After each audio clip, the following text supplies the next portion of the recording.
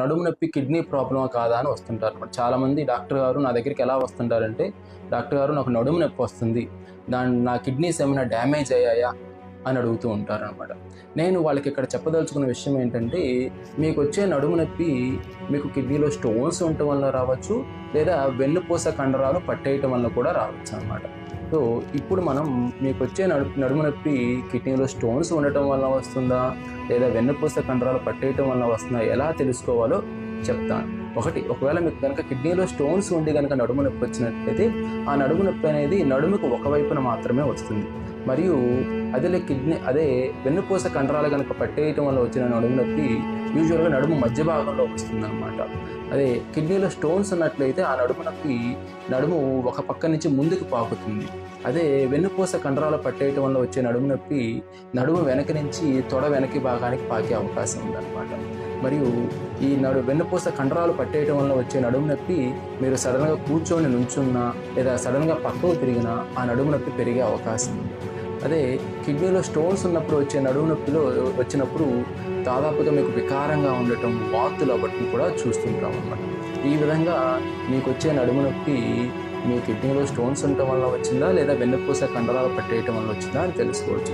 దీనితో పాటు ఒక చిన్న అల్ట్రాసౌండ్ టెస్ట్ అబ్డామిన్ టెస్ట్ చేయించుకోవడం ద్వారా కూడా మీకు ఏమైనా కిడ్నీలో రాళ్ళు ఉన్నాయా లేదా అని తెలుసుకోవచ్చు. ఓకే, ఈ విధంగా నడుము నొప్పి వచ్చిన తర్వాత చాలామంది ఏం చేస్తారంటే పెయిన్ కిల్లర్స్ వాడుతూ ఉంటారు. నేను వాళ్ళకి ఇక్కడ అసలు పెయిన్ కిల్లర్స్ ఎన్ని రకాలో చెప్తాం అనుకుంటున్నాను. పెయిన్ కిల్లర్స్ సాధారణంగా మనకు దొరికేవి 4 రకాల పెయిన్ కిల్లర్స్ అనమాట. ఒకటి పారాసెటమాల్ను కూడా మనం పెయిన్ కిల్లర్గా వాడుకోవచ్చు. ఎస్పెషల్లీ మనం రెగ్యులర్గా వాడే 650 మిల్లీగ్రామ్స్ జ్వరానికి వాడతాము.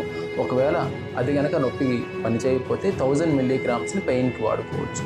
రెండవ రకము ట్రెమడాల్. ఈ ట్రెమడాల్ అనేది మనకి రెగ్యులర్గా ఎలా దొరుకుతుంటుందంటే, ట్రెమడాల్ విత్ పారాసెటమాల్ కాంబినేషన్లో అల్ట్రాసెట్ అనే బ్రాండ్ ద్వారా దొరుకుతుంటుంది అనమాట.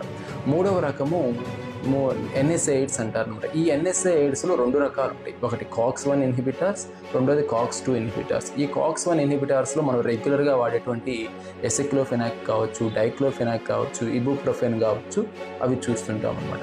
అదే COX-2 ఇన్హిబిటర్ అంటే సెలికాక్సిబ్, ఎటోరికాక్సిబ్ అనే ట్యాబ్లెట్స్ ఉంటాయి అన్నమాట. వీటన్నిటిలో కిడ్నీ మీద ఎఫెక్ట్ పడకుండా ఉండాలి అనుకుంటే, వీటన్నిటిలో సేఫెస్ట్ ట్యాబ్లెట్ అనుకుంటే పారాసెటమాల్ 1000 మిల్లీగ్రామ్స్ అనేది సేఫెస్ట్ ట్యాబ్లెట్ అనమాట. సైడ్ ఎఫెక్ట్స్ తక్కువగా ఉన్న ట్యాబ్లెట్స్, బాడీ మీద ఇబ్బంది పడకుండా ఉండటానికి. ఓకే, ఒకవేళ మీరు పెయిన్ కిల్లర్సే తీసుకోవాల్సి వచ్చింది ఎమర్జెన్సీగా, అలా తీసుకునే సందర్భంలో ఏమేమి జాగ్రత్తలు పాటిస్తే మీ కిడ్నీ మీద డ్యామేజ్ని తగ్గించుకోవచ్చు, అది మనం ఇప్పుడు తెలుసుకుందాం. ఒకవేళ మీరు కనుక పెయిన్ కిల్లర్స్ అన్ఎక్స్పెక్టెడ్ సిచ్యువేషన్స్లో కావచ్చు, లైక్ ఎమర్జెన్సీ సిచ్యువేషన్స్లో తీసుకోవాల్సి వస్తే బెస్ట్ థింగ్ ఏంటంటే, ఫస్ట్ మీ డాక్టర్ గారిని కాంటాక్ట్ అయ్యి తీసుకోవటం ఉత్తమం అన్నమాట. అప్పుడు మనం మీ ఫర్దర్గా కిడ్నీ డ్యామేజ్ అవ్వకుండా చూసుకోవచ్చు. ఒకవేళ అలాంటి పరిస్థితి లేదనుకోండి, అప్పుడు ఏం చేస్తారంటే మీరు తక్కువ డోసులో మాత్రమే పెయిన్ కిల్లర్స్ తీసుకోండి.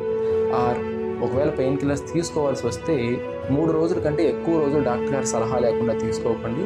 ప్లస్ ఆ పెయిన్ కిల్లర్స్ని కూడా ఇంజెక్షన్స్ బదులు ట్యాబ్లెట్స్ తీసుకోవడానికి ప్రయత్నించండి. ఎందుకంటే ఇంజెక్షన్స్ వలన బాడీ మీద ఎఫెక్ట్ కావచ్చు, కిడ్నీ మీద డ్యామేజ్ కావచ్చు, ట్యాబ్లెట్స్తో పోలిస్తే ఎక్కువ జరిగే అవకాశం ఉంది.